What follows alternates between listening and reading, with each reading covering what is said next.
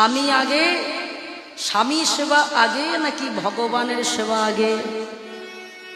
হ্যাঁ, কি বলবেন? ভগবানের সেবা আগে। কিন্তু স্বামী যদি আপনার কাছে অসন্তুষ্ট হয়, সংসারে যদি অশান্তি থাকে, তাহলে ভগবান সেখানে থাকবে না, স্বামীকে সেবা দিতে হবে। যদি বলেন স্বামী সেবা দেবো, তাহলে ভগবান সেবা দিতে হবে না, সেটাও কিন্তু বলে। আমরা অনেক সময় এটাই করি, স্বামীর সেবা হলো কি না হলো, নিজে পূজার্চনায় এতটাই ব্যস্ত হয়ে গেলাম যে স্বামী হয়তো তাতে দুঃখ পেল, কষ্ট পেল, সেদিকে ভ্রুক্ষেপ করলাম না। ভুল করছেন। সংসারে সুখ না থাকলে ভগবান সেখানে থাকে না বাবা। আগে আপনাকে স্বামীকে সেবা দিতে হবে। স্বামীকে সেবা দেওয়া মানে সারাক্ষণ খেতে দিতে হবে, এটাই কিন্তু নয় বাবা।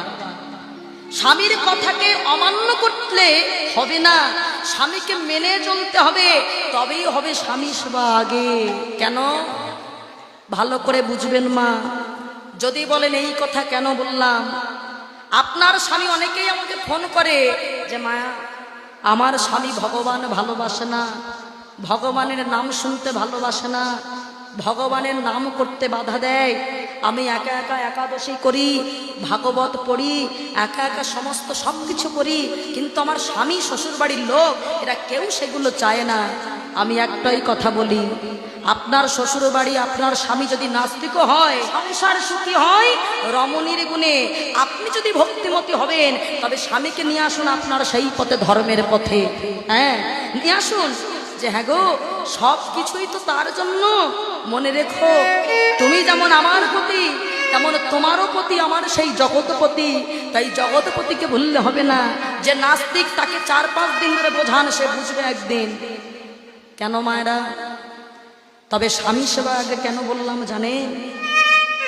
কয়াধুরু পর্যন্ত হিরণ্যকশিপুর সন্তানকে এত অত্যাচার করত, তারপরেও একদিনও কিন্তু হিরণ্যকশিপুরের মুখে মুখে কোনো তর্ক করেনি, কোনো বাজে কথা বলেনি।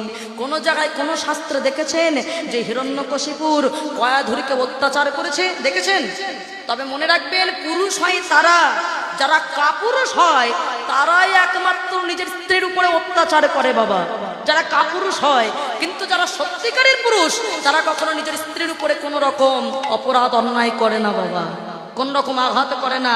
মনে করে দেখুন না, রাবণ কত বড় বীর যোদ্ধা, কত অপরাধী, কিন্তু রাবণ নিজের মন্দাদরীকে, নিজের স্ত্রীকে কোন শাস্ত্রে দেখেছেন যে কোন রকম ভাবে অপরাধ করেছে স্ত্রীর উপরে? করেছে? করেনি। হিরণ্যকশিপুর কি করেছে? করেনি। আজকে হিরণ্যকশিপুর সেটাই বলল, শোনো, স্বামীর আদেশ তোমাকে আগে শুনতে হবে। হ্যাঁ, বলো তুমি শুনবে কিনা? উত্তর দিল, স্বামী, তুমি হলে যখন আমার প্রতি পরম দেবতা, তুমি আমায় যে আদেশ করবে সেই আদেশ আমার শিরোধার্য থাকবে। তবে শোনো কয়াধু, তোমার ছেলে প্রহ্লাদ এত এত হরি হরি করে, এই দুগ্ধের মধ্যে আমি বিষ মিশিয়ে দিলাম, কালকূট বিষ।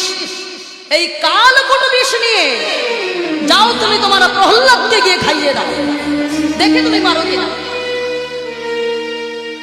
একটু আগে বলছিলাম না, স্বামী সেবা আগে না ভগবান সেবা আগে? দেখুন, স্বামীর সেবাটা আগে উচ্চ করে দিল। স্বামী, তুমি যখন আমায় আদেশ করেছ, আদেশ আমি মানতে বাধ্য।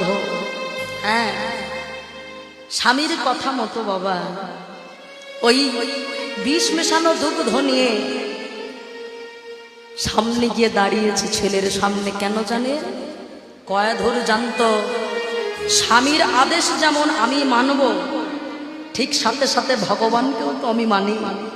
আমার অন্তরে বিশ্বাস আছে, ভক্তি আছে, বিশ্বাসে মিলাই বস্তু। আমি বিশ্বাস করি আমার ছেলে যখন হরিকে ভালোবাসে, হরি কি করে যে তার সম্মান রক্ষা করবে সেটা হরি জানে।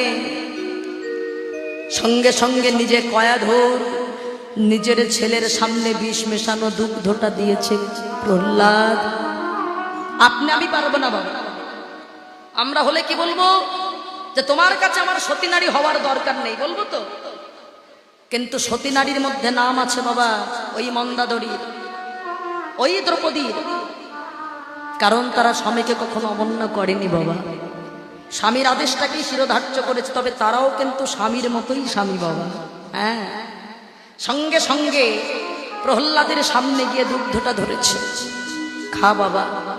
তবে আজকে তখন দুগ্ধটা খাবি না, তুই কিন্তু একা খাবি না, আগে তোর শ্রীহরিকে নিবেদন করে তারপরে খাবি। দেখেছেন, এটা আমার মায়েদের শিক্ষা। মায়েরা সন্তানকে শেখাবেন কি, যে বাবা তুমি যখন খেতে বসবে আগে ভগবানকে নিবেদন করো।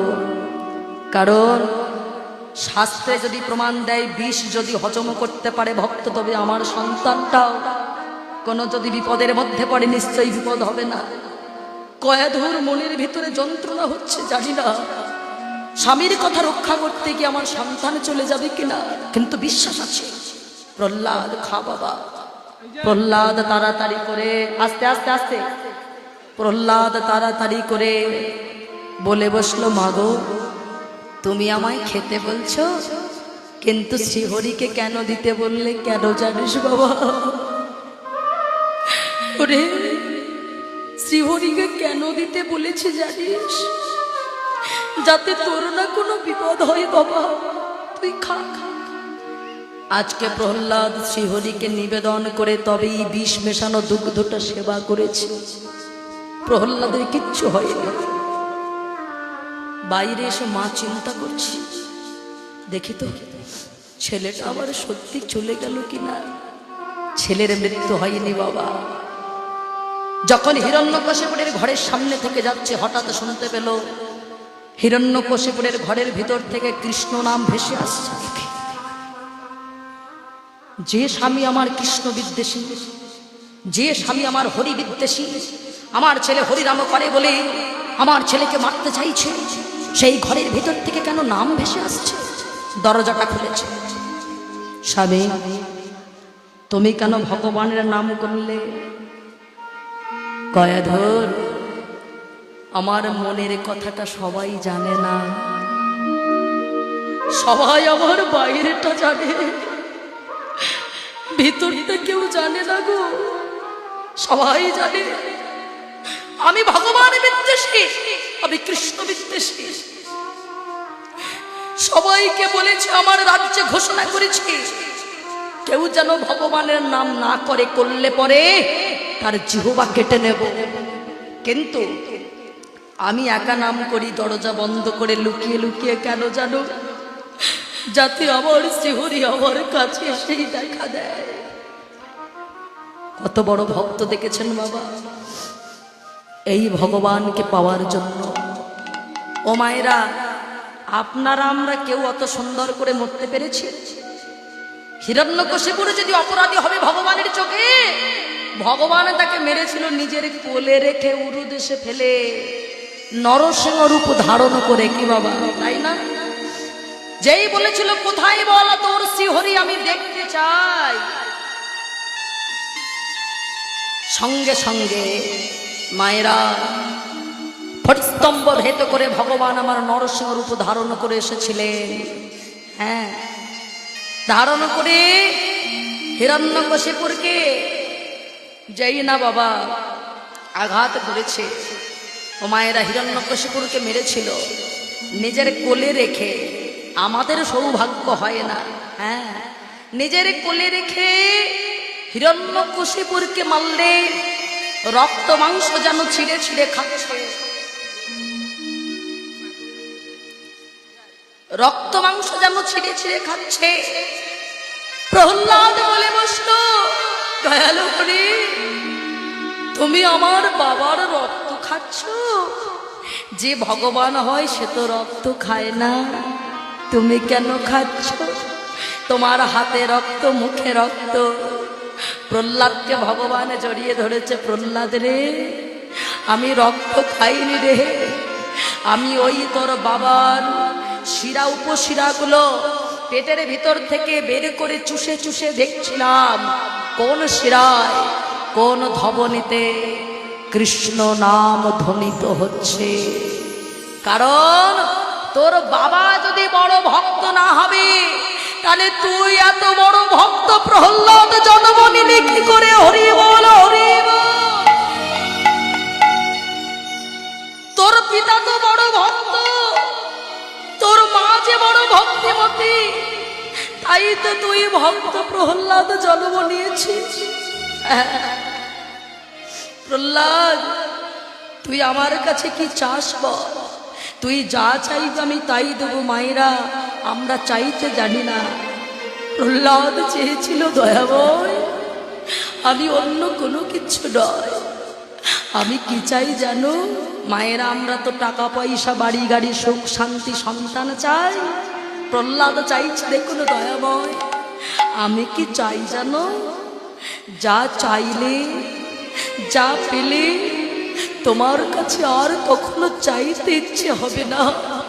তুমি এমন কিছু আমায় দাও, হ্যাঁ, তুমি এমন কিছু আমায় দাও যা পেলে জীবনে তোমার কাছে আমার আর চাইতে ইচ্ছে হবে না।